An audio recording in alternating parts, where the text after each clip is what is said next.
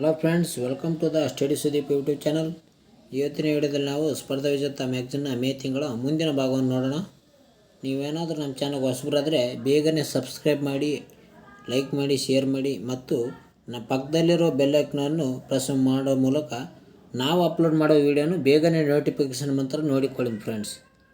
ಇದು ಎಲ್ಲ ಸ್ಪರ್ಧಾತ್ಮಕ ಪರೀಕ್ಷೆಗೆ ಉಪಯುಕ್ತವಾದ ಮ್ಯಾಗ್ಜಿನ್ ಆಗಿದೆ. ಎಲ್ಲರೂ ತಪ್ಪದೆ ನೋಡಿಕೊಳ್ಳಿ. ಭಾರತೀಯ ನೌಕಾಪಡೆಯ ಮುಖ್ಯಸ್ಥರಾಗಿ ಇತ್ತೀಚೆಗೆ ದಿನೇಶ್ ಕುಮಾರ್ ತ್ರಿಪಾಠಿ ಅವರನ್ನು ನೇಮಕ ಮಾಡಲಾಗಿದೆ. ಯಾರನ್ನು ಅಂದರೆ ದಿನೇಶ್ ಕುಮಾರ್ ತ್ರಿಪಾಠಿ ಅವರನ್ನು ಭಾರತೀಯ ನೌಕಾಪಡೆಯ ಮುಖ್ಯಸ್ಥರಾಗಿ ನೇಮಕ ಮಾಡಲಾಗಿದೆ. ಇವರಿಗೆ ಭಾರತೀಯ ನೌಕಾಪಡೆಯ ವೈಸ್ ಅಡ್ಮಿರಲ್ ಆಗಿ ಕಾರ್ಯನಿರ್ವಹಿಸುತ್ತಿದ್ದ ದಿನೇಶ್ ಕುಮಾರ್ ತ್ರಿಪಾಠಿ ಅವರನ್ನು ಭಾರತೀಯ ನೌಕಾಪಡೆಯ ಮುಖ್ಯಸ್ಥರಾಗಿ ನೇಮಕ ಮಾಡಲಾಗಿದೆ. 2024 ಏಪ್ರಿಲ್ 30ರಂದು ಭಾರತೀಯ ನೌಕಾಪಡೆಯ 25ನೇ ಮುಖ್ಯಸ್ಥರಾಗಿರುವ ಅಡ್ಮಿರಲ್ ಆರ್ ಹರಿಕುಮಾರ್ ಅವರು ನಿವೃತ್ತರಾಗಿರುವ ಹಿನ್ನೆಲೆಯಲ್ಲಿ ಇವರನ್ನು ನೇಮಕ ಮಾಡಲಾಗಿದೆ. ಯಾರನ್ನಂದರೆ ಈ ದಿನೇಶ್ ಕುಮಾರ್ ತ್ರಿಪಾಠಿಯನ್ನು ಇತ್ತೀಚೆಗೆ ನೇಮಕ ಮಾಡಲಾಗಿದೆ ಭಾರತೀಯ ನೌಕಾಪಡೆಗೆ. 25ನೇ ಮುಖ್ಯಸ್ಥರು ಯಾರಿದ್ರಪ್ಪ ಅಂದರೆ ಅವರೇ ಆರ್ ಹರಿಕುಮಾರ್. ಇವರು 25ನೇ ಮುಖ್ಯಸ್ಥರಾಗಿದ್ದಾರೆ. ಇತ್ತೀಚೆಗೆ ದಿನೇಶ್ ಕುಮಾರ್ ಅವರನ್ನು ನೇಮಕ ಮಾಡಲಾಗಿದೆ. ಇವರು 26ನೇ ಮುಖ್ಯಸ್ಥರಾಗಿ ಕಾರ್ಯನಿರ್ವಹಿಸಲಿದ್ದಾರೆ. ಇವರು ದಿನೇಶ್ ಕುಮಾರ್ ತ್ರಿಪಾಠಿ. ಅದೇ ರೀತಿಯಾಗಿ ಈ ದಿನೇಶ್ ಕುಮಾರ್ ತ್ರಿಪಾಠಿಯ ವಿಶೇಷತೆಗಳು ಇಲ್ಲಿದ್ದಾವೆ. ಎಲ್ಲರೂ ಪಾಸ್ ಮಾಡಿ ಕೊಂದು ನೋಡಿಕೊಳ್ಳಿ. ಭಾರತೀಯ ನೌಕಾಪಡೆಯ ಪಿತಾಮಹ ಯಾರಪ್ಪ ಅಂತಂದರೆ ಅದು ಶಿವಾಜಿ ಭಾರತೀಯ ನೌಕಾಪಡೆಯ ಪಿತಾಮಹವಾಗಿದ್ದಾರೆ. ನೌಕಾಪಡೆ ದಿನ ಅಂದರೆ ಡಿಸೆಂಬರ್ 4ನೇ ತಾರೀಕು ನೌಕಾಪಡೆ ದಿನವನ್ನು ಆಚರಣೆ ಮಾಡುತ್ತಾರೆ. ಭಾರತೀಯ ನೌಕಾಪಡೆಯ ನಿರ್ಮಿತ 25ನೇ ಮುಖ್ಯಸ್ಥ ಅಡ್ಮಿರಲ್ ಆರ್ ಹರಿಕುಮಾರ್. ಇವರು 2021 ನವೆಂಬರ್ 30ರಂದು ಭಾರತೀಯ ನೌಕಾಪಡೆಯ 25ನೇ ಮುಖ್ಯಸ್ಥರಾಗಿ ಅಧಿಕಾರ ವಹಿಸಿಕೊಂಡರು. ನಂತರ ಇವರು 2024 ಏಪ್ರಿಲ್ 30ರವರೆಗೆ ಇವರು ಕಾರ್ಯದಲ್ಲಿ ಇದ್ದರು. ಏಪ್ರಿಲ್ 30ರಂದು ಇವರು ನಿವೃತ್ತರಾಗಿದ್ದಾರೆ. ಭಾರತೀಯ ನೌಕಾಪಡೆಯಲ್ಲಿ ವಿವಿಧ ಹುದ್ದೆಗಳನ್ನು ನಿಭಾಯಿಸಿದ್ದರು. ಇವರು ಭಾರತೀಯ ನೌಕಾ ಹಡಗುಗಳಾದ INS Virat, INS Ranveer, INS Nishank ಅನ್ನು ಕಮಾಂಡ್ ಮಾಡಿದ್ದರು. ಇವರಿಗೆ ಪರಮ ವಿಶಿಷ್ಟ ಸೇವಾ ಪದಕ, ವಿಶಿಷ್ಟ ಸೇವಾ ಪದಕ ಮತ್ತು ಅತಿ ವಿಶಿಷ್ಟ ಸೇವಾ ಪದಕಗಳು ಕೂಡ ಲಭಿಸಿವೆ. ಭಾರತೀಯ ನೌಕಾಪಡೆಯ ಮುಖ್ಯಸ್ಥರ ಹುದ್ದೆ ನೋಡೋದಾದರೆ ಇದು ಭಾರತೀಯ ನೌಕಾಪಡೆಯಲ್ಲಿ ಅತಿ ಉನ್ನತ ಹುದ್ದೆಯಾಗಿದೆ. ಈ ಹುದ್ದೆಯನ್ನು ಅಡ್ಮಿರಲ್ ಎಂದು ಕರೆಯುತ್ತಾರೆ. ಯಾವ ಹುದ್ದೆಗೆ ಅಡ್ಮಿರಲ್ ಎಂದು ಕರೆಯುತ್ತಾರೆ ಅಂದರೆ ಭಾರತೀಯ ನೌಕಾಪಡೆಯ ಮುಖ್ಯಸ್ಥರನ್ನು ಅಡ್ಮಿರಲ್ ಎಂದು ಕರೆಯುತ್ತಾರೆ. ಇದು 4 ನಕ್ಷತ್ರಗಳನ್ನು ಒಳಗೊಂಡ ಹುದ್ದೆಯಾಗಿದೆ. ಅಂದರೆ ಭುಜದ ಮೇಲೆ 4 ಸ್ಟಾರ್. ಇವರನ್ನು ಪ್ರಧಾನಮಂತ್ರಿ ನೇತೃತ್ವದ ನೇಮಕಾತಿ ಸಂಪುಟ ಸಮಿತಿಯ ಶಿಫಾರಸಿನ ಮೇರೆಗೆ ಭಾರತ ರಾಷ್ಟ್ರಪತಿಗಳು ನೇಮಿಸುತ್ತಾರೆ. ಇವರು ಅಧಿಕಾರಾವಧಿ ಎಷ್ಟಪ್ಪ ಅಂತಂದರೆ 3 ವರ್ಷ ಅಥವಾ 62 ವರ್ಷ ಇವರ ಅಧಿಕಾರಾವಧಿ ಇರುತ್ತದೆ. ಇದರಲ್ಲಿ ಯಾವುದು ಮೊದಲೋ ಅದು ಇವರಿಗೆ ಅನ್ವಯವಾಗುತ್ತದೆ. ಭಾರತೀಯ ನೌಕಾಪಡೆಯ ಉಪಮುಖ್ಯಸ್ಥರಾಗಿ ಕೃಷ್ಣ ಸ್ವಾಮಿನಾಥನ್ ನೇಮಕವಾಗಿದ್ದಾರೆ. ಮುಖ್ಯಸ್ಥರಾಗಿ ದಿನೇಶ್ ಕುಮಾರ್ ತ್ರಿಪಾಠಿ ನೇಮಕ ಆದರೆ ಉಪಮುಖ್ಯಸ್ಥರಾಗಿ ಕೃಷ್ಣ ಸ್ವಾಮಿನಾಥನ್ ನೇಮಕವಾಗಿದ್ದಾರೆ.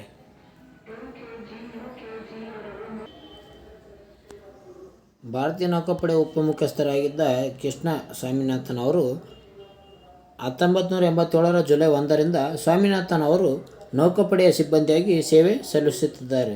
ಇವರು ಸಂಪರ್ಕ ಮತ್ತು ಎಲೆಕ್ಟ್ರಾನಿಕ್ಸ್ ಯುದ್ಧ ತಂತ್ರಗಾರಿಕೆಯಲ್ಲಿ ಪರಿಣಿತ ವ್ಯಕ್ತಿಯಾಗಿದ್ದಾರೆ. ಇವರು ಎಲೆಕ್ಟ್ರಿಕ್ ಮತ್ತು ತಂತ್ರಗಾರಿಕೆಯಲ್ಲಿ ಹೆಚ್ಚಿನ ಅನುಭವವನ್ನು ಪಡೆದ ವ್ಯಕ್ತಿಯಾಗಿದ್ದಾರೆ. ಯಾರು? ಕೃಷ್ಣ ಸ್ವಾಮಿನಾಥನ್. ಇವರು ಇತ್ತೀಚೆಗೆ ಉಪಮುಖ್ಯಸ್ಥರಾಗಿ ಸೇರಿದ್ದಾರೆ ನೌಕಾಪಡೆಗೆ. ಅದೇ ರೀತಿಯಾಗಿ ಭಾರತೀಯ ವಾಯುಪಡೆಯ ಬೆಂಗಳೂರು ತರಬೇತಿ ಕಮಾಂಡೋ ಮುಖ್ಯಸ್ಥರಾಗಿ ನಾಗೇಶ್ ಕಪೂರ್ ಅವರು ಅಧಿಕಾರ ವಹಿಸಿದ್ದಾರೆ. ಬೆಂಗಳೂರಿನ ಭಾರತೀಯ ವಾಯುಪಡೆಯ ತರಬೇತಿ ಕಮಾಂಡ್ ಮುಖ್ಯಸ್ಥರಾಗಿ ಏರ್ ಮಾರ್ಷಲ್ ನಾಗೇಶ್ ಕಪೂರ್ ಅವರು ಅಧಿಕಾರ ಸ್ವೀಕರಿಸಿದ್ದಾರೆ. ಯಾರು? ನಾಗೇಶ್ ಕಪೂರ್ ಅವರು. ಇವರು ಬೆಂಗಳೂರದವರು. ಇತ್ತೀಚೆಗೆ ವಾಯುಪಡೆಗೆ ಇವರು ಅಧಿಕಾರವನ್ನು ಸ್ವೀಕರಿಸಿದ್ದಾರೆ. 1986 ಡಿಸೆಂಬರ್ 6ರಂದು ನಾಗೇಶ್ ಅವರು ಭಾರತೀಯ ವಾಯುಪಡೆಯ ಫೈಟರ್ ವಿಭಾಗದಲ್ಲಿ ಹುದ್ದೆಗೆ ಸೇರಿದ್ದರು. ಯಾವಾಗ? 1986ರಲ್ಲಿ. ಇವರು ವೈಮಾನಿಕ ತರಬೇತುದಾರರಾದ ಇವರು ಫೈಟ್ ಕಂಬ್ಯಾಟ್ ಲೀಡರ್ ಆಗಿ 3400 ಗಂಟೆಗಳಿಗೆ ಹೆಚ್ಚು ಹಾರಾಟ ಅನುಭವ ಹೊಂದಿದ್ದಾರೆ. ಅದೇ ರೀತಿಯಾಗಿ ವಾಯು ಅಕಾಡೆಮಿಯಲ್ಲಿ ಮುಖ್ಯ ತರಬೇತುದಾರರಾಗಿದ್ದರು. ಇವರು ಸೇವೆಯನ್ನು ಗುರುತಿಸಿ 2008ರಲ್ಲಿ ವಾಯುಸೇನಾ ಪದಕ ಪಡೆದಿದ್ದಾರೆ.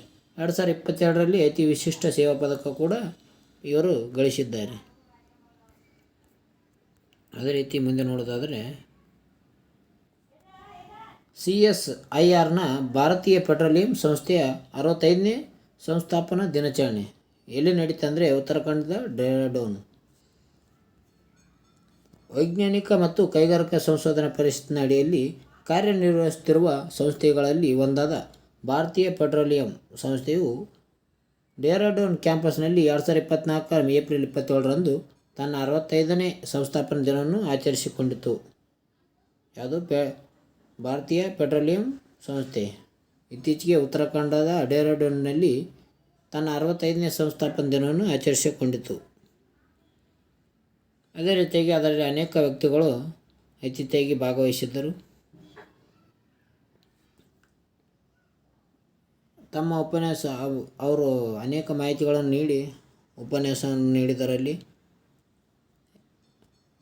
ಅದೇ ರೀತಿಯಾಗಿ ಭಾರತೀಯ ಪೆಟ್ರೋಲಿಯಂ ಸಂಸ್ಥೆಯ ನಿರ್ದೇಶಕರಾದ ಡಾಕ್ಟರ್ ಹರೇಂದರ್ ಸಿಂಗ್ ಬಿಸ್ಟರ್ ಅವರು ಇದೇ ಸಂದರ್ಭದಲ್ಲಿ ವಿಕಸಿತ್ ಭಾರತವನ್ನು ಸಾಧಿಸಲು 2024ರಿಂದ 2030ರವರೆಗೆ ಸಂಸ್ಥೆಯ ಮಾರ್ಗಸೂಚಿಗಳನ್ನು ಪ್ರಸ್ತುತಪಡಿಸಿದರು. ಯಾರು? ಡಾಕ್ಟರ್ ಹರೇಂದರ್ ಸಿಂಗ್ ಬಿಸ್ಟ್ ರವರು. ಇವರು ಭಾರತೀಯ ಪೆಟ್ರೋಲಿಯಂ ಸಂಸ್ಥೆಯ ನಿರ್ದೇಶಕರಾಗಿದ್ದಾರೆ. ಇವರು 2024ರಿಂದ 2030ರವರೆಗೆ ಮಾರ್ಗಸೂಚಿಗಳನ್ನು ನೀಡಲು ಇವರು ಹೇಳಿದ್ದಾರೆ ಭಾಷಣದಲ್ಲಿ. ಅದೇ ರೀತಿಯಾಗಿ ಜಿಜ್ಞಾಸ ಕಾರ್ಯಕ್ರಮ ಬಗ್ಗೆ ಮಾಹಿತಿ ನೋಡೋದಾದರೆ ಈ ಜಿಜ್ಞಾಸ ವಿದ್ಯಾರ್ಥಿ ಸಂಪರ್ಕ ಕಾರ್ಯಕ್ರಮವಾಗಿದ್ದು ಶಾಲೆಗೆ ಹೋಗುವ ಮಕ್ಕಳಲ್ಲಿ ವೈಜ್ಞಾನಿಕ ಮನೋಭಾವ ಬೆಳೆಸುವುದು ಮತ್ತು ಇದರಿಂದ ಅವರು ದೇಶದಲ್ಲಿ ಉದಯೋನ್ಮುಖ ವಿಜ್ಞಾನಿಗಳಾಗಿ ಬೆಳೆಯುವಂತೆ ಮಾಡುವುದಾಗಿದೆ. ಯಾವುದು? ಜಿಜ್ಞಾಸ. ಈ ಕಾರ್ಯಕ್ರಮಕ್ಕೆ ನವದೆಹಲಿಯಲ್ಲಿ 2017 ಜುಲೈ 6ರಂದು ಕೇಂದ್ರ ಸರ್ಕಾರ ಉದ್ಘಾಟಿಸಿದರು. ಇದು 2017ರಲ್ಲೇ ಇದನ್ನು ಉದ್ಘಾಟಿಸಿದರು. ಇದನ್ನು ಜಿಜ್ಞಾಸ ಅನ್ನುವರು. ಈ ಕಾರ್ಯಕ್ರಮವನ್ನು ವೈಜ್ಞಾನಿಕ ಮತ್ತು ಕೈಗಾರಿಕಾ ಸಂಶೋಧನಾ ಪರಿಷತ್ನವರು ಕೇಂದ್ರೀಯ ವಿಶ್ವವಿದ್ಯಾಲಯಗಳ ಸಂಘಟನೆಯಾಗಿರುವ KVS ಸಹಯೋಗದೊಂದಿಗೆ ಕಾರ್ಯಗತಗೊಳಿಸುತ್ತದೆ. ಇದು ಜಿಜ್ಞಾಸ. ಇದು CSIRನವರು ಪ್ಲಾಟಿನಂ ಮಹೋತ್ಸವದ ಆಚರಣೆಯ ಭಾಗವಾಗಿ ಜಿಜ್ಞಾಸ ಕಾರ್ಯಕ್ರಮವನ್ನು ಕೈಗೊಂಡರು. ಪ್ರಧಾನಿ ಮೋದಿಯವರು ಇದೇ ಸಂದರ್ಭದಲ್ಲಿ ನೂತನ ಇಂಡಿಯಾ ಪರಿಕಲ್ಪನೆ ಮತ್ತು CSIRನ ಸಾಮಾಜಿಕ ಜವಾಬ್ದಾರಿಯ ಪ್ರೇರಣೆಯಿಂದ ಈ ಕಾರ್ಯಕ್ರಮವನ್ನು ರೂಪಿಸಲಿದ್ದರು.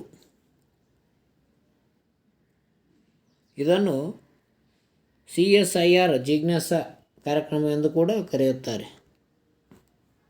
ಇದನ್ನು ಜಾರಿ ಮಾಡಿದ್ದು 2017ರಿಂದ ಇದು 2020ರವರೆಗೆ ಮೊದಲ ಹಂತದಲ್ಲಿ ಕೇಂದ್ರೀಯ ವಿಶ್ವವಿದ್ಯಾಲಯಗಳ ಸಂಘದ KVS ಸಹಯೋಗದೊಂದಿಗೆ CSIRನವರು ಜಾರಿಗೊಳಿಸಿದ್ದರು.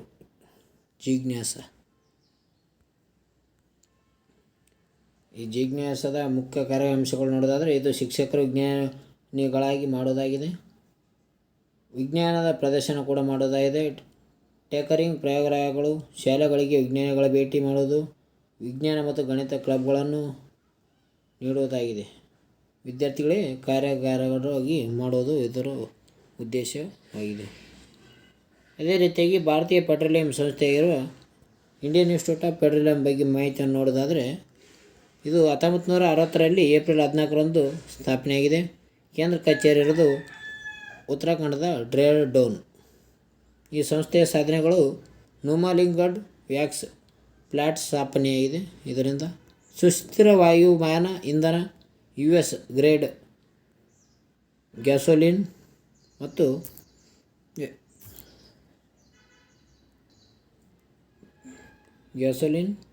ಅದೇ ರೀತಿಯಾಗಿ ವೈದ್ಯಕೀಯ ಆಮ್ಲಜನಕ ಘಟಕಗಳು ಮತ್ತು ಸ್ವೀಟಿಂಗ್ ಕ್ಯಾಟಲಿಸ್ಟ್, PNG ಬರ್ನರ್ ಮತ್ತು ಸುಧಾರಿತ ಗುಡ್ ಬಟ್ಟಿಗಳು ಇದರ ಸಾಧನೆಗಳಾಗಿವೆ. ಅದೇ ರೀತಿಯಾಗಿ ನೋಡೋದಾದರೆ ಪ್ರಮುಖ ಅಂಶಗಳಲ್ಲಿ ದ್ರವ ರೂಪದ ಚಿಹ್ನೆ ಎಂದು ಪೆಟ್ರೋಲಿಯಮನ್ನು ಕರೆಯುತ್ತಾರೆ. ಇದು ತೈಲ ಉತ್ಪಾದನೆಯಲ್ಲಿ ಜಗತ್ತಿನ ಅಗ್ರಸ್ಥಾನ ಪಡೆಯೋದು ಯಾವುದಪ್ಪ ಅಂದರೆ ಅದೇ ಅಮೇರಿಕ. ತೈಲ ಉತ್ಪಾದನೆಯಲ್ಲಿ ಮೊದಲ ಸ್ಥಾನ ಪಡೆದಿದೆ. ಹಾಗಾದರೆ ತೈಲ ಉತ್ಪಾದನೆಯಲ್ಲಿ 2ನೇ ಸ್ಥಾನ ಪಡೆದ ದೇಶ ಯಾವುದೊಂದು ಕಮೆಂಟ್ ಮೂಲಕ ತಿಳಿಸಿ ಫ್ರೆಂಡ್ಸ್. ಅದೇ ರೀತಿಯಾಗಿ ಅಯೋಧ್ಯೆಯಲ್ಲಿನ ಸೂರ್ಯ ತಿಲಕ ಯೋಜನೆ ಇಂಡಿಯನ್ ಇನ್ಸ್ಟಿಟ್ಯೂಟ್ ಆಫ್ ಆಸ್ಟ್ರೋಫಿಸಿಕ್ಸ್ ಇದರ ಬಗ್ಗೆ ಮಾಹಿತಿಯನ್ನು ಕೊಡಲಾಗಿದೆ. ಇದನ್ನು ನೋಡೋದಾದರೆ ಶ್ರೀರಾಮನವಮಿ ಹಬ್ಬದ ಇಂಗ್ಲಿಷ್ ಕ್ಯಾಲೆಂಡರ್ ದಿನಾಂಕವು ಚಂದ್ರನ ಕ್ಯಾಲೆಂಡರ್ ಅನ್ನು ಅನುಸರಿಸಿದಂತೆ ಪ್ರತಿ ವರ್ಷವೂ ಬದಲಾಗುತ್ತದೆ. ಆದ್ದರಿಂದ ಪ್ರತಿ ವರ್ಷ ಶ್ರೀರಾಮನವಮಿಯನ್ನು ದಿನದಂದು ಆಕಾಶ ಮೇಲೆ ಸೂರ್ಯನ ಸ್ಥಾನವು ಬದಲಾಗುತ್ತದೆ. ವಿವರವಾದ ಲೆಕ್ಕಾಚಾರಗಳು ಪ್ರತಿ 19 ವರ್ಷಗಳಿಗೊಮ್ಮೆ ಶ್ರೀ ರಾಮನವಮಿಯ ಇಂಗ್ಲಿಷ್ ಕ್ಯಾಲೆಂಡರ್ ದಿನಾಂಕವನ್ನು ಪುನರಾವರ್ತಿಸುತ್ತದೆ ಎಂದು ತೋರಿಸುತ್ತದೆ. ಅಂದರೆ ಈ ಇಂಗ್ಲಿಷ್ ಕ್ಯಾಲೆಂಡರಲ್ಲಿ ರಾಮನವಮಿ ಆಚರಣೆಯು ಕೂಡ 19 ವರ್ಷಗಳಿಗೊಮ್ಮೆ ನಮ್ಮ ಇಂಗ್ಲಿಷ್ ಕ್ಯಾಲೆಂಡರ್ ದಿನಾಂಕ ಬದಲಾಗುತ್ತದೆ 19 ವರ್ಷಗಳಿಗೊಮ್ಮೆ. ಇದನ್ನು ಹೆಚ್ಚಿನ ಮಾಹಿತಿಗಾಗಿ ನೋಡಿಕೊಳ್ಳುವುದಾದರೆ ಇದು ಆಕಾಶದಲ್ಲಿನ ಸ್ಥಾನದ ಅಂದಾಜು ದೇವಾಲಯದ ಮೇಲ್ಭಾಗದಿಂದ ವಿಗ್ರಹದ ಹಣೆಯ ಮೇಲೆ ಸೂರ್ಯನ ಬೆಳಕು ತರಲು ಆಪ್ಟೋ ಯಾಂತ್ರಿಕ ವ್ಯವಸ್ಥೆಯನ್ನು ಕೂಡ ಮಾಡಲಾಗಿದೆ. ಇಲ್ಲಿ ಸೂರ್ಯ ತಿಲಕ್ ಯೋಜನೆ ವಿಧಾನದಲ್ಲಿ. ಅದೇ ರೀತಿಯಾಗಿ ಆಪ್ಟಿಮೈಜೇಷನ್ ಮತ್ತು ಸಿಮ್ಯುಲೇಷನನ್ನು ನೋಡಿಕೊಳ್ಳಿ ಫ್ರೆಂಡ್ಸ್. ಪಾಸ್ ಮಾಡಿ ನೋಡಿಕೊಳ್ಳಿ. ಅದು ಶ್ರೀರಾಮನವಮಿ ಎಂದು ಯೋಜನೆಯ ಕಾರ್ಯಗತವನ್ನು ನೋಡಿಕೊಳ್ಳಿ. ಸ್ಥಳದಲ್ಲಿ ವ್ಯವಸ್ಥೆಯ ಅನುಷ್ಠಾನ ಮತ್ತು ಸಾಧನ ತಯಾರಿಕೆ ಇದರ ಬಗ್ಗೆ ನೋಡೋದಾದರೆ ಸೂರ್ಯ ತಿಲಕ ಯೋಜನೆಯನ್ನು ಅನುಷ್ಠಾನ ತರುವ ಸ್ಥಳದಲ್ಲಿ ಆಪ್ಟೋ ಮೆಕ್ಯಾನಿಕಲ್ ಸಿಸ್ಟಮ್ ಅನ್ನು CSIR ಸಂಸ್ಥೆಯಡಿಯಲ್ಲಿ ಕಾರ್ಯನಿರ್ವಹಿಸುತ್ತಿರುವ ಉತ್ತರಾಖಂಡದ ರೋಕ್ರಿಯಲ್ಲಿರುವ ಸೆಂಟ್ರಲ್ ಬಿಲ್ಡಿಂಗ್ ರಿಸರ್ಚ್ ಇನ್ಸ್ಟಿಟ್ಯೂಟ್ನವರು ಅನುಷ್ಠಾನಗೊಳಿಸಿದ್ದಾರೆ. ಇವರು ಸೆಂಟ್ರಲ್ ಬಿಲ್ಡಿಂಗ್ ರಿಸರ್ಚ್ ಇನ್ಸ್ಟಿಟ್ಯೂಟ್ ಅವರು ಇತ್ತೀಚೆಗೆ ಉತ್ತರಾಖಂಡದಲ್ಲಿ CSIR ಸಂಸ್ಥೆಯಡಿಯಲ್ಲಿ ಆಪ್ಟೋ ಮೆಕ್ಯಾನಿಕಲ್ ಸಿಸ್ಟಮನ್ನು ಅನುಷ್ಠಾನಗೊಳಿಸಿದ್ದರು. ಈ ಸಾಧನವನ್ನು ಬೆಂಗಳೂರಿನಲ್ಲಿ ಆಪ್ಟಿಕಲ್ಸ್ನವರು ತಯಾರಿಸಿದ್ದಾರೆ. ದೇವಾಲಯ ಪೂರ್ಣಗೊಂಡ ನಂತರ ಕಾರ್ಯವನ್ನು ನೋಡಿಕೊಳ್ಳಿ. ಪಾಸ್ ಮಾಡಿಕೊಂಡು ಅದೇ ರೀತಿಯಾಗಿ ಬಾಲರಾಮ ವಿಗ್ರಹ ತಾಪ ತಡೆಯಲು ಫಿಲ್ಟರ್ ಬಳಕೆಯನ್ನು ಮಾಡಲಾಗಿದೆ. ಅಂದರೆ ಸೂರ್ಯನ ಕಿರಣಗಳು ಬಾಲರಾಮನ ಹಣೆಯ ಮೇಲೆ ಕೇಂದ್ರೀಕರಣಗೊಂಡು ಅತಿಯಾದ ತಾಪದಿಂದ ರಾಮನ ವಿಗ್ರಹಕ್ಕೆ ಯಾವುದೇ ರೀತಿಯ ಹಾನಿಯಾಗದಂತೆ ತಡೆಯಲು ಸೂಕ್ಷ್ಮ ಇನ್ಫ್ರಾರೆಡ್ ಫಿಲ್ಟರ್ಗಳನ್ನು ಅಳವಡಿಕೆ ಮಾಡಲಾಗಿದೆ. ಇತ್ತೀಚೆಗೆ ಅತ್ಯಾಧುನಿಕ ವೈಜ್ಞಾನಿಕ ಉಪಕರಣಗಳ ನೆರವಿನಿಂದ ಈ ಚಮತ್ಕಾರ ಮಾಡಲಾಗಿದ್ದು, ಬಾಲರಾಮನ ವಿಗ್ರಹದ ಹಣೆಯ ಮೇಲೆ 5.8 ಸೆಂಟಿಮೀಟರ್ ವ್ಯಾಸದ ಸೂರ್ಯನ ಕಿರಣಗಳು ಸ್ಪರ್ಶಿಸಿದವು. ಮಧ್ಯಾಹ್ನ 12 ಗಂಟೆಗೆ ಸರಿಸುಮಾರು 3 ರಿಂದ 3:30 ನಿಮಿಷಗಳ ಕಾಲ ರಾಮನಿಗೆ ಸೂರ್ಯನ ಕಿರಣಗಳು ಅಭಿಷೇಕ ನೆರವೇರಿತು. ಅಂದರೆ ಇತ್ತೀಚೆಗೆ ಈ ಬಾಲರಾಮನ ವಿಗ್ರಹಕ್ಕೆ ಈ ವಿಗ್ರಹ ಅಂದರೆ ಆತನ ಹಣೆಯ ಮೇಲೆ ಸೂರ್ಯನ ಬೆಳಕು ಮೂಡಿದ್ದವು. ಇದನ್ನು ಈ ಮೂರ್ತಿಗೆ ಯಾವುದೇ ರೀತಿ ಅನಾಹುತ ಆಗಬಾರ್ದೆಂದು ಸೂಕ್ಷ್ಮ ಇನ್ಫ್ರಾರೆಡ್ ಫಿಲ್ಟರ್ ಅಳವಡಿಕೆ ಮಾಡಲಾಗಿದೆ. ಎಲ್ಲಿ ಈ ಹಣೆಗೆ ರಾಮನ ಹಣೆಗೆ ಬಾಲರಾಮ ಅದೇ ರೀತಿ ಮುಂದೆ ನೋಡೋದಾದರೆ ಭಾರತದಲ್ಲಿ ಸೂರ್ಯರಶ್ಮಿ ಬೀಳುವಂತೆ ವಾಸ್ತುಶಿಲ್ಪ ಹೊಂದಿರುವ ಭಾರತೀಯ ದೇವಾಲಯಗಳು ಯಾವ್ಯಾವಿದೆಪ್ಪ ಅಂತ ನೋಡೋದಾದರೆ ಅದೇ ಏನಂದ್ರೆ ಅಂದರೆ ದೇವಾಲಯ ಮೂರ್ತಿಯ ಮೇಲೆ ಸೂರ್ಯರಶ್ಮಿ ಬೀಳುವ ನಮ್ಮ ಭಾರತದಲ್ಲಿ ಯಾವ್ಯಾವ ಇನ್ನೂ ಹೆಚ್ಚಿನ ವಾಸ್ತುಶಿಲ್ಪಗಳು ಯಾವ ಅಂದ್ರೆ ಬೆಂಗಳೂರಿನಲ್ಲಿ ಗವಿ ಗಂಗಾಧರೇಶ್ವರ ದೇವಾಲಯ ಇದೆ. ಈ ಗವಿ ಗಂಗಾಧರೇಶ್ವರ ದೇವಾಲಯ ಮೇಲೆ ಕೂಡ ಸೂರ್ಯನ ಬೆಳಕು ಬೀಳುತ್ತದೆ. ಈ ದೇಗುಲದಲ್ಲಿ ಮಕರ ಸಂಕ್ರಾಂತಿ ಹಬ್ಬದಂದು ದೇವರ ಮೇಲೆ ಸೂರ್ಯರಶ್ಮಿ ಬೀಳುತ್ತದೆ. ಯಾವಾಗ? ಮಕರ ಸಂಕ್ರಾಂತಿಯಂದು.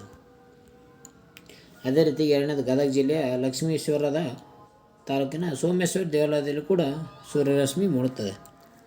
ಇದು ಗದಗ ಜಿಲ್ಲೆಯ ಲಕ್ಷ್ಮೀಶ್ವರ ತಾಲೂಕಿನ ಸೋಮೇಶ್ವರ ದೇವಾಲಯದಲ್ಲಿ ವೈಶಾಖ ಕೃಷ್ಣ ಪಕ್ಷದಲ್ಲಿ ಸೂರ್ಯರಶ್ಮಿ ವಿಗ್ರಹದ ಮೇಲೆ ಬೀಳುತ್ತದೆ. ಮೂರನೇದಾಗಿ ಕೇರಳದ ಅನಂತ ಪದ್ಮನಾಭ ದೇವಾಲಯದಲ್ಲಿ. ನಾಲ್ಕನೇದಾಗಿ ಆಂಧ್ರ ಪ್ರದೇಶದ ಶ್ರೀ ಕಾಕುಳಂ ಅರಸವಳ್ಳಿ ದೇವಾಲಯದ ಮೇಲೆ ಕೂಡ ಬೀಳುತ್ತದೆ. ಐದನೇದಾಗಿ ಗುಜರಾತ್ ಮಧುರದ ಸೂರ್ಯ ದೇವಾಲಯದ ಮೇಲೆ ಕೂಡ ಈ ಸೂರ್ಯರಶ್ಮಿ ಬೀಳುತ್ತದೆ.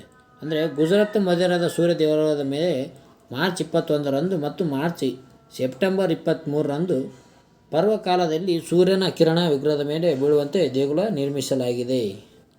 ಇಲ್ಲಿ ಗುಜರಾತ್ನ ಮಧುರ ಸೂರ್ಯ ದೇವಾಲಯ. ಆರನೇದಾಗಿ ಒಡಿಶಾದ ಕೋರ್ನಾಕ್ ದೇವಾಲಯ. ಏಳನೇದಾಗಿ ವೇದ ನಾರಾಯಣ ದೇಗುಲ. ಇದು ಆಂಧ್ರ ಪ್ರದೇಶದ ತಿರುಪತಿಯಲ್ಲಿರುವ ವೇದನಾರಾಯಣ ದೇಗುಲದಲ್ಲಿ ಮತ್ಸ್ಯ ಅವತಾರದಲ್ಲಿರುವ ವಿಷ್ಣು ಮೂರ್ತಿಗೆ ಪಾಲ್ಗುಣ ಮಾಸದಲ್ಲಿ ಸೂರ್ಯರಶ್ಮಿ ಬೀಳುತ್ತದೆ. ಆವಾಗ ಪಾಲ್ಗುಣ ಮಾಸದಲ್ಲಿ. ವೇದ ನಾರಾಯಣ ದೇವಾಲಯ ಇರೋದು ಆಂಧ್ರ ಪ್ರದೇಶದಲ್ಲಿ, ಕೋರ್ನಾಕ್ ದೇವಾಲಯ ಇರೋದು ಒಡಿಶಾದಲ್ಲಿ, ಮಧುರ ಸೂರ್ಯ ದೇವಾಲಯದು ಗುಜರಾತ್, ಶ್ರೀ ಕಾಕುಳಂ ದೇವಾಲಯ ಇರೋದು ಆಂಧ್ರ ಪ್ರದೇಶ್. ಅದೇ ರೀತಿಯಾಗಿ ಅನಂತ ಪದ್ಮನಾಭ ದೇವಾಲಯ ಇರೋದು ಕೇರಳ, ಸೋಮೇಶ್ವರ ದೇವಾಲಯ ಇರೋದು ಗದಗ ಜಿಲ್ಲೆಯ ಲಕ್ಷ್ಮೀಶ್ವರ ತಾಲೂಕಿನಲ್ಲಿ, ಗಂಗಾಧರೇಶ್ವರ ದೇವಾಲಯ ಇರೋದು ಬೆಂಗಳೂರಿನಲ್ಲಿ. ಈ ಎಲ್ಲ ದೇವಾಲಯಗಳ ಮೇಲೆ ಸೂರ್ಯರಶ್ಮಿ ಬೀಳುತ್ತದೆ. ಮೂರ್ತಿಯ ಮೇಲೆ ಸೂರ್ಯನ ಕಿರಣಗಳು ಅಂತ ಹೇಳಬಹುದು ನಾವು.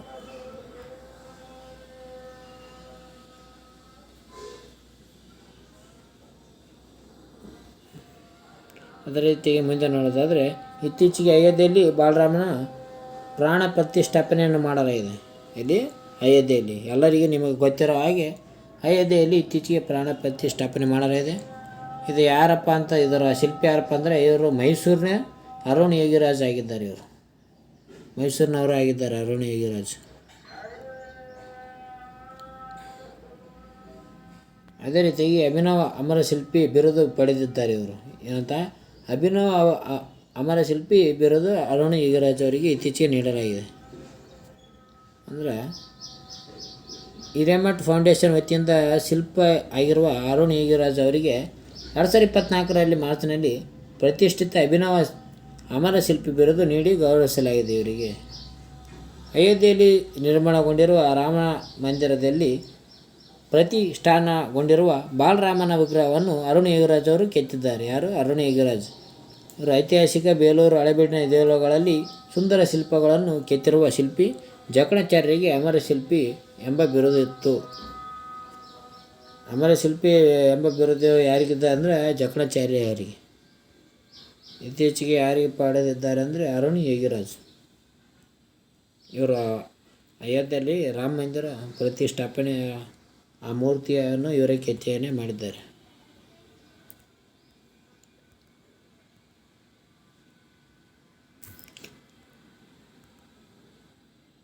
ಅದೇ ರೀತಿಯಾಗಿ ಸೂರ್ಯ ತಿಲಕ ಯೋಜನೆಗೆ ರೂವಾರಿ ಸಂಸ್ಥೆ ಭಾರತೀಯ ಖಗೋಳಭೌತ ಶಾಸ್ತ್ರ ಅಂದರೆ ಇಂಡಿಯನ್ ಇನ್ಸ್ಟಿಟ್ಯೂಟ್ ಆಫ್ ಆಸ್ಟ್ರೋಫಿಸಿಕ್ಸ್ ಸಂಸ್ಥೆಯ ಬೆಂಗಳೂರು ಮೂಲದ ಸಂಸ್ಥೆಯಾಗಿದೆ. ಇದು ಯಾವುದು? ಇಂಡಿಯನ್ ಇನ್ಸ್ಟಿಟ್ಯೂಟ್ ಆಫ್ ಆಸ್ಟ್ರೋಫಿಸಿಕ್ಸ್ ಸಂಸ್ಥೆ. ಇದು ಖಗೋಳ ಶಾಸ್ತ್ರ, ಖಗೋಳ ಭೌತಶಾಸ್ತ್ರ ಹಾಗೂ ಸಂಬಂಧಿಸಿದ ಬೌದ್ಧಶಾಸ್ತ್ರದಲ್ಲಿ ಸಂಶೋಧನೆ ಮೀಸಲಾದ ಪ್ರಮುಖ ಸಂಸ್ಥೆಯಾಗಿದೆ. ಇದು ಭಾರತ ಸರ್ಕಾರದ ವಿಜ್ಞಾನ ಮತ್ತು ತಂತ್ರಜ್ಞಾನ ಸಚಿವಾಲಯದ ಅಡಿಯಲ್ಲಿ ಕಾರ್ಯನಿರ್ವಹಿಸುತ್ತದೆ. ಯಾವುದು? ಈ ಇಂಡಿಯನ್ ಇನ್ಸ್ಟಿಟ್ಯೂಟ್ ಆಫ್ ಆಸ್ಟ್ರೋಫಿಸಿಕ್ಸ್. ಇದು ಭಾರತೀಯ ಖಗೋಳಭೌತಶಾಸ್ತ್ರ ಸಂಸ್ಥೆಯ ಭಾರತ ಮೂಲದ ಬಹು ತರಂಗ ದೂರದ ಸ್ಪೇಸ್ ಟೆಲಿಸ್ಕೋಪ್ ಆಸ್ಟ್ರೋಸ್ಟ್ಯಾಟವನ್ನು ಅಭಿವೃದ್ಧಿಪಡಿಸುವಲ್ಲಿ ಪಾತ್ರ ವಹಿಸುತ್ತದೆ. ಇದು ಭಾರತೀಯ ಖಗೋಳಭೌತಶಾಸ್ತ್ರ ಸಂಸ್ಥೆಯ ಅಡಿಯಲ್ಲಿ ಭಾರತದ ವೀಕ್ಷಣಾಲಯಗಳಾದ ತಮಿಳುನಾಡಿನ ಕೊಡೈಕೆನಾಲ್ ಸೌರ ವೀಕ್ಷಣಾಲಯ ಮತ್ತು ಕವಲೂರು ವೈಣುಬಾಕು ವೀಕ್ಷಣಾಲಯ, ಕರ್ನಾಟಕದ ಗೌರಿಬಿದೂರು ರೇಡಿಯೋ ವೀಕ್ಷಣಾಲಯಗಳು ಇದರಲ್ಲಿ ಕಾರ್ಯನಿರ್ವಹಿಸುತ್ತವೆ. ಅದೇ ರೀತಿಯಾಗಿ ಕೊನೆಯದಾಗಿ ನೋಡೋದಾದರೆ, ನೀರಿನಲ್ಲಿರುವ ಮೈಕ್ರೋಪ್ಲಾಸ್ಟಿಕ್ ನಿರ್ವಹಣೆಗೆ ಹೈಡ್ರೋಜೆಲ್ IISc ವಿಜ್ಞಾನಿಗಳು ಸಂಶೋಧನೆ ಮಾಡಿದ್ದಾರೆ. ಅಂದರೆ ನೀರಿನಲ್ಲಿರುವ ತ್ಯಾಜ್ಯ ವಿಲೇವಾರಿ ವಸ್ತುಗಳು, ಅಂದರೆ ನೀರಿನಲ್ಲಿ ಎಲ್ಲ ಬೋಟ್ನಲ್ಲಿ ಹೋಗುವ ಜನರುಗಳೆಲ್ಲ ಸಮುದ್ರದಲ್ಲಿ ಎಸೆದಂಥ ಪ್ಲಾಸ್ಟಿಕ್ ಆಗಿರ್ಬೋದು, ಅಥವಾ ಅಂದರೆ ಪ್ಲಾಸ್ಟಿಕ್ಗಳು ಮುಂತಾದ ವಸ್ತುಗಳನ್ನು ಎಸೆಯುತ್ತಾರೆ. ನೀವು ಎಸೆಯೋಕ್ಕೆ ಹೋಗ್ಬೇಡ್ರಿ, ಇಲ್ಲಿ ಬಾಕ್ಸಿಗೆ ಹಾಕಿರಿ ಡಬ್ಬದಾಗ. ಈ ತ್ಯಾಜ್ಯ ವಿಲೇವಾರಿ ವಸ್ತುಗಳನ್ನು ತೆಗೆಯಲು ಹೈಡ್ರೋ ಜೆಲ್ಲನ್ನು ಇತ್ತೀಚೆಗೆ ಬಳಸಲಾಗಿದೆ. IISc ವಿಜ್ಞಾನಿಗಳು ಅಂದರೆ ಬೆಂಗಳೂರಿನ ಭಾರತದ ವಿಜ್ಞಾನಿ ಸಂಸ್ಥೆಯಾಗಿರುವ IISc ಅವರು ನೀರಿನಲ್ಲಿರುವ ಮೈಕ್ರೋ ಪ್ಲಾಸ್ಟಿಕ್ ನಿವಾರಣೆಗೆ ಹೈಡ್ರೋಜೆಲ್ ಒಂದನ್ನು ಆವಿಷ್ಕರಿಸಿದ್ದಾರೆ. ಯಾರು? ಬೆಂಗಳೂರು ಮೂಲ ವಿಜ್ಞಾನಿಗಳು ಹೈಡ್ರೋಜೆಲ್ ಬಳಸಿದ್ದಾರೆ. ನೀರಿನಲ್ಲಿರುವ ಮೈಕ್ರೋ ಪ್ಲಾಸ್ಟಿಕ್ಗಳು ಆತಂಕವನ್ನು ಉಂಟು ಮಾಡುತ್ತಿದ್ದವು. ಇತ್ತೀಚಿನ ದಿನಗಳಲ್ಲಿ ನಗರದ ಜಲಮೌಲ್ಯಗಳಲ್ಲಿ ಮಾತ್ರವಲ್ಲದೆ ನದಿ ತೊರೆಗಳಲ್ಲಿ ಇವು ಪ್ಲಾಸ್ಟಿಕ್ ಹಾವಳಿ ವಿಪರೀತವಾಗಿತ್ತು. ಅಂದರೆ ಜಾಸ್ತಿ ಪ್ಲಾಸ್ಟಿಕ್ ಬಳಕೆಯಿಂದ ನದಿ ಅಥವಾ ಸಮುದ್ರಗಳಲ್ಲಿ ಹೆಚ್ಚಿನ ಪರಿಣಾಮ ಬೀರಿದವು. ಅದು ಕಾವೇರಿ ನದಿಯಿಂದಲೂ ಮೈಕ್ರೋ ಪ್ಲಾಸ್ಟಿಕ್ನಿಂದಾಗಿ ಮೀನುಗಳು ಸಾಯುತ್ತಿದ್ದವು. ಪ್ಲಾಸ್ಟಿಕ್ನಿಂದ ಕಾವೇರಿ ನದಿಗಳು ಕೂಡ ಮೀನು ಸಾಯಲು ಆರಂಭಿಸಿದ್ದವು. ಆದ ಕಾರಣ ಇವರು ಯಾರಪ್ಪ ಅಂದ್ರೆ IISc ಅವರು ಮೆಟೀರಿಯಲ್ ಇಂಜಿನಿಯರಿಂಗ್ ವಿಭಾಗದಲ್ಲಿ ಪ್ರಾಧ್ಯಾಪಕರಾದ ಸೂರ್ಯ ಸಾರಥಿ ಬೋಸ್ ಹಾಗೂ ಸಂಶೋಧಕಿ ಸೌಮಿ ದತ್ತ ಒಳಗೊಂಡ ತಂಡ ಹೈಡ್ರೋಜೆಲ್ಲನ್ನು ಸಂಶೋಧಿಸಿದೆ. ಅಂದರೆ ಇತ್ತೀಚೆಗೆ ನೀರಿನಲ್ಲಿ ವಸ್ತುಗಳನ್ನು ತೆಗೆಯಲು ಹೈಡ್ರೋಜೆಲ್ ನಿವಾರಣೆ ಮಾಡಲು ಹೈಡ್ರೋಜೆಲ್ಲನ್ನು ಬಳಸಲಾಗಿದೆ. ನೀರಿನಲ್ಲಿರುವ ತ್ಯಾಜ್ಯ ವಿಲೇವಾರಿ ವಸ್ತುಗಳನ್ನು ಯಾರ್ಯಾರಪ್ಪ ಅಂದರೆ ಅದನ್ನು ತಯಾರಿಸಿದವರು ಸೂರ್ಯ ಸಾರಥಿ ಬೋಸ್ ಮತ್ತು ಸೌಮ್ಯ ದತ್ತ ಅವರು. ಹೈಡ್ರೋಜೆಲ್ ಕಾರ್ಯವಿಧಾನ ಏನಪ್ಪ ಅಂತಂದರೆ ಇದು ಮೈಕ್ರೋ ಪ್ಲಾಸ್ಟಿಕ್ಗಳನ್ನು ಹೀರುವುದಲ್ಲದೆ ಸೂರ್ಯನ ಶಕ್ತಿಯಿಂದ ಅದನ್ನು ವಿಘಟಿಸುತ್ತವ ಶಕ್ತಿಯನ್ನು ಹೊಂದಿದೆ.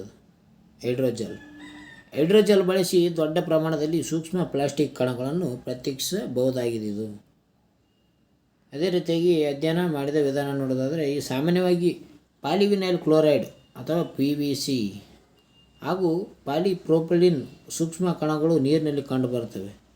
ಸಂಶೋಧನೆಗಾಗಿ ಆಹಾರ ಪದಾರ್ಥಗಳ ಪ್ಯಾಕಿಂಗ್ಗೆ ಬಳಸಲಾಗುವ ಪ್ಲಾಸ್ಟಿಕ್ ವಸ್ತುಗಳನ್ನು ಅತಿ ಸಣ್ಣದಾಗಿ ಪುಡಿ ಮಾಡಿ ಸೂಕ್ಷ್ಮ ಕಣಗಳನ್ನು ರೂಪಿಸಲಾಯಿತು. ಅಂದರೆ ಪ್ಲಾಸ್ಟಿಕ್ ವಸ್ತುಗಳು ಅತಿ ಸಣ್ಣದಾಗಿ ಪುಡಿ ಮಾಡಿ ಇವನ್ನು ಸೂಕ್ಷ್ಮ ಕಣಗಳಾಗಿ ಬಳಸಲಾಗಿದೆ. ವಾತಾವರಣದಲ್ಲಿ ಅಥವಾ ನೀರಿನಲ್ಲಿ ಇವು ಅಗೋಚರವಾಗಿದ್ದರಿಂದ ಇವುಗಳಿಗೆ ಹೊಳೆಯುವ ಬಣ್ಣವನ್ನು ಸೇರಿಸಲಾಯಿತು. ಹೀಗಾಗಿ ಹೈಡ್ರೋಜೆಲ್ಗೆ ಅಂಟಿಕೊಂಡ ಸೂಕ್ಷ್ಮ ಕಣಗಳನ್ನು ಗುರುತಿಸಲು ಸಾಧ್ಯವಾಯಿತು. ಏನಪ್ಪ ಇದು ಹೈಡ್ರೋಜನ್ ಅಂತ ಇದೀವಿ ಅಂದರೆ ಈ ಹೈಡ್ರೋಜನ್ ಪಾಲಿಮರ್ ಸಂಯುಕ್ತಗಳಾದ ಚಿಟೋಸ್ಯಾನ್, ಪಾಲಿವಿನೈಲ್ ಆಲ್ಕೋಹಾಲ್, ಪಾಲಿಅನಾಲೈನ್ಗಳನ್ನು ಬೆಸೆದು ಈ ಹೈಡ್ರೋಜೆಲ್ ಅನ್ನು ರೂಪಿಸಲಾಗಿದೆ. ಈ ಹೈಡ್ರೋಜನ್ ಯಾವ್ಯಾವ ವಸ್ತು ಅಥವಾ ಆಮ್ಲಗಳಿಂದ ರೂಪವಾಗಿದೆ ಅಂದರೆ ಪಾಲಿಮರ್ ಸಂಯುಕ್ತಗಳಾದ ಚಿಟೋಸ್ಯಾನ್, ಪಾಲಿವಿನೈಲ್ ಆಲ್ಕೋಹಾಲ್, ಪಾಲಿಅನಾಲಿನ್ಗಳನ್ನು ಇದು ಒಳಗೊಂಡಿದೆ. ಒಟ್ಟು 4 ವಸ್ತುಗಳಿಂದ ಇದನ್ನು ತಯಾರಿಸಲಾಗಿದೆ. ಯಾವುದನ್ನು? ಹೈಡ್ರೋಜೆಲ್ಲನ್ನು. ಓಕೆ ಫ್ರೆಂಡ್ಸ್, ಇವತ್ತಿನ ವಿಡಿಯೋದಲ್ಲಿ ಇಷ್ಟೇ. ಮುಂದಿನ ವಿಡಿಯೋದಲ್ಲಿ ಸಿಗೋಣ. ನೀವೇನಾದರೂ ನಮ್ಮ ಚಾನಲ್ಗೆ ಹೊಸಬರಾದರೆ ಸಬ್ಸ್ಕ್ರೈಬ್ ಮಾಡಿ, ಲೈಕ್ ಮಾಡಿ, ಶೇರ್ ಮಾಡಿ. ಅದೇ ರೀತಿಯಾಗಿ ಪಕ್ಕದಲ್ಲಿರೋ ಬೆಲ್ಲೈಕನ್ ಕೂಡ ಒಂದು ಸಲ ಜೋರಾಗಿ ಪ್ರೆಸ್ ಮಾಡಿ. ಒಂದು ವೀಡಿಯೋ ನೋಡೋಕತ್ತಿದ್ರೆ ಅದೇ ವಿಡಿಯೋದ ಬಗ್ಗೆ ಅಂದರೆ ಒಂದು ವೀಡಿಯೋ ಯೂಟ್ಯೂಬಲ್ಲಿ ಒಂದು ವೀಡಿಯೋ ನೋಡಿದರೆ ಅದೇ ಯೂಟ್ಯೂಬನ್ನು ನೋಡಿ. ಯಾಕಂದರೆ ಇದೇ ಥರದ 4-5 ಯೂಟ್ಯೂಬು ಇರ್ತವೆ, ಅವರು ಕೂಡ ಅದೇ ಹೇಳ್ತಿರ್ತಾರೆ. ಆದರೆ ಒಂದು ನಮ್ಮ ಯೂಟ್ಯೂಬನ್ನು ನೋಡಿ ನಮಗೆ ಹೆಚ್ಚಿನ ಪ್ರೋತ್ಸಾಹವನ್ನು ನೀಡಿ ಇದೇ ರೀತಿಯಾಗಿ ಇನ್ನೂ ಒಳ್ಳೆಯ ವಿಷಯಗಳನ್ನು ಹಾಕಲು ಸಹಾಯ ಮಾಡಿ ಎಂದು ಹೇಳುತ್ತಾ ಇವತ್ತಿನ ವಿಡಿಯೋದಲ್ಲಿ ಇಷ್ಟ ಫ್ರೆಂಡ್ಸ್. ಮುಂದಿನ ವಿಡಿಯೋದಲ್ಲಿ ಸಿಗೋಣ. Take care. Bye friends.